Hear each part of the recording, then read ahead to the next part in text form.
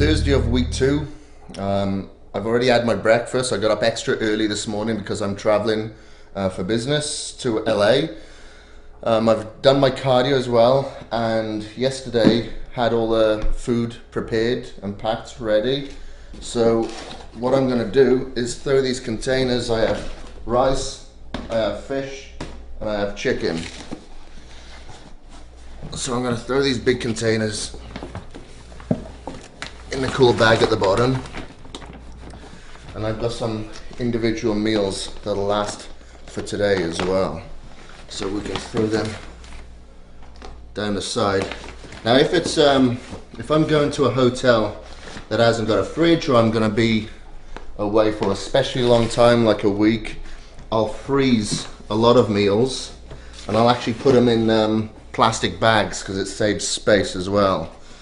So I'm only going away for 3 days, so I just need this amount of meals will be fine for me, and I don't need to freeze anything because there's a fridge waiting for me at the hotel when I get there. So I have my egg white and oatmeal pancakes here. This will be a squeeze, but we'll make it happen.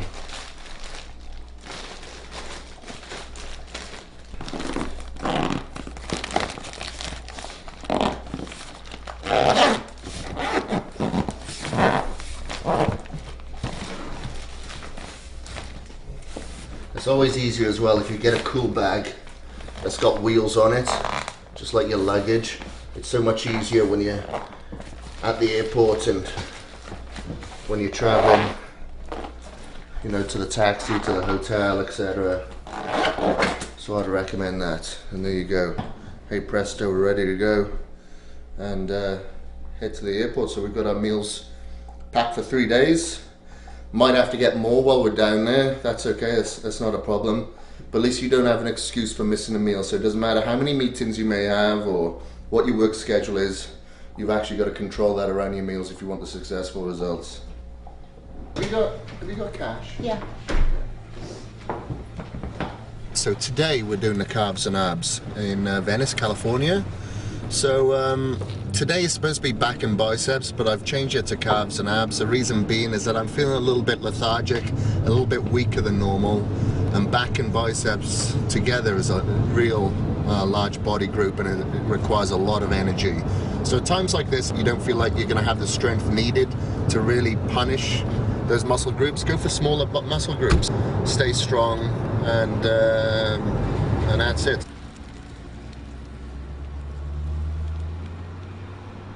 The documentary crew can't come along to my trip in LA, so for this week's workouts I'll be showing you what to do from the bodybuilding.com exercise database.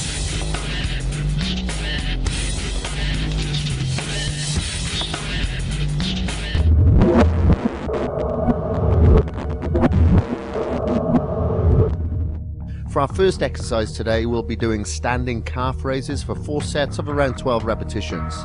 Since this is the first exercise for our calves, make sure that you do 1 or 2 light warm-up sets just to start with and get the blood flowing. You should start with your heels relaxed and below the plane of the stand, then raise your heels upward as high as possible while flexing your calves, and repeat this movement until you reach failure at around 12 repetitions.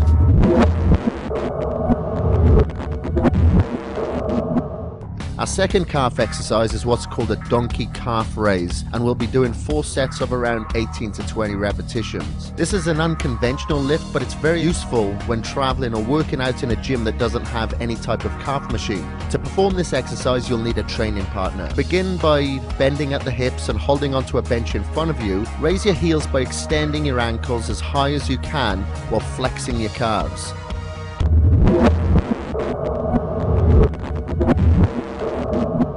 We're going to be doing hanging leg raises for 3 sets of 20 reps. Hang from a pull-up bar with a grip that's around shoulder width apart. Raise your legs until they form a 90-degree angle with your torso and bend your knees as you do so. It's important that you maintain a rigid position and you don't swing back and forth when you're doing this.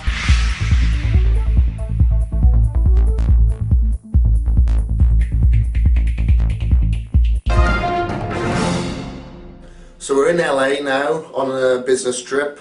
We've been to the gym just done cardio and had a shower. I'm about to eat my last meal.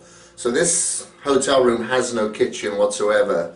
It's got a bar fridge, which doesn't have much room at all. It wouldn't fit all my food in there. So we asked for another fridge.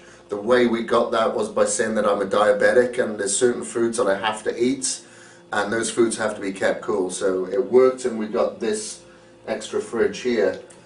What I do have as well is my supplements. So instead of bringing a load of bottles, I take my supplements in here.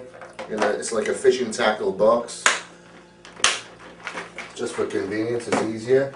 And in here, they'll probably all fall out now, I've got my pancakes. So the breakfast, the oats and egg white pancakes.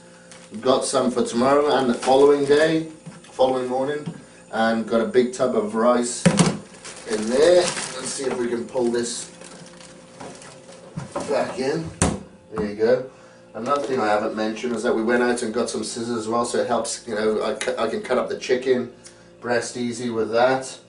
And I've got my post-workout shake ready there for tomorrow. And if you come over here to the makeshift bathroom or kitchen, I guess, this is where the other fridge is. So we've emptied all the alcohol and sodas and stuff out of this fridge, and we've got the other two big tubs here, one being the fish and the other one being the chicken breasts. Close this. So I've got a couple of spare tubs here as well, so I can make my food, have them pre-prepared. I've got my oatmeal here, which will go with my protein powder, so I can use that as a meal replacement as well if needed. And in this shaker bottle I have my Vitago, so I can put that mixed with my isolate for my post-workout shakes. And another thing that is really handy when you're out and about is a weighing scale. So I weigh every single one of my meals, and that's no exception when I'm on the road as well, traveling.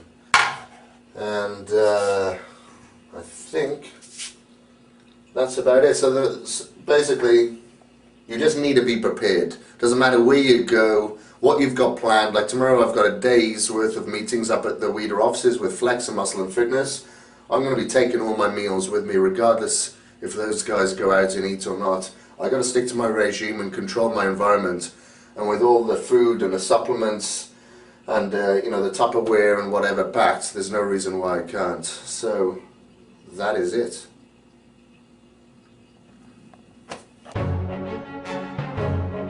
Find out why long walks on the beach can be more than just a setting for romance.